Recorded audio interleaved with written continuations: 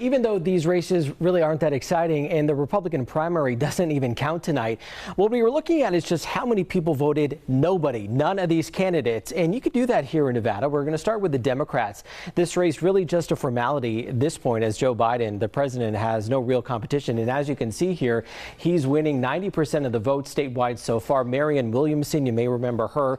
She came here a couple times. She took about 2.5% of the vote. But the real story here is what is happening tonight on the Republican side. Of course, former President Donald Trump not on this primary ballot. He is the only major candidate left standing in the caucus on Thursday, which the state Republican Party had said is the only race that counts.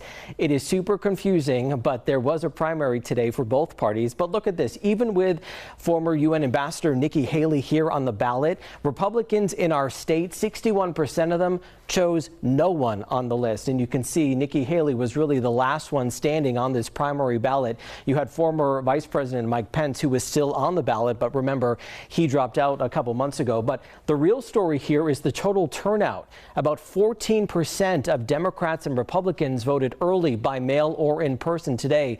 Keep in mind, though, Vanessa, many Republicans sitting today out because the caucus, of course, is the one that counts on Thursday. Even before the election in Nevada, a declaration of victory from former President Trump.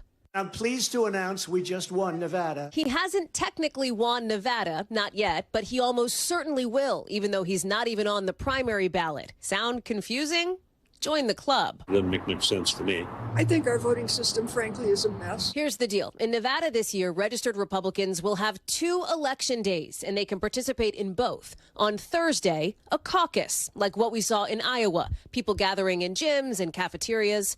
But up first, tomorrow, a more traditional primary, people lining up to cast ballots. Ballots that do not include Donald Trump's name, as you see here, because candidates cannot compete in both contests. And this year, only the caucuses count for Nevada Republicans when it comes to delegates. Do the caucus, not the primary. The primary is meaningless. So how did we get here? In 2020, the Democratic side dealt with complaints of inconsistencies and reporting problems in caucuses, especially in Iowa. So the Dems, who controlled Nevada at the time, passed a law to move to a primary system instead. Nevada Republicans wanted to stick with the caucuses. And under the new law, the state party can, so they are. Washoe County Republican Party. Some GOP county chairs reporting thousands of phone calls from mad and mystified Republicans.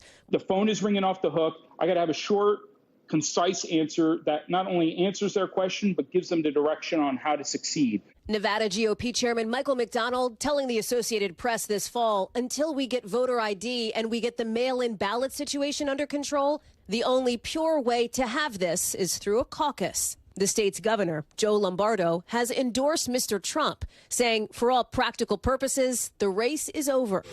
As for Nikki Haley, she is not competing in the caucuses, but her name is on the primary ballot. Talk to the people in Nevada. They will tell you the caucuses have been sealed up, bought and paid for a long time. And so that's why we got into the primary. Even with former UN Ambassador Nikki Haley here on the ballot, Republicans in our state, 61% of them chose no one on the list.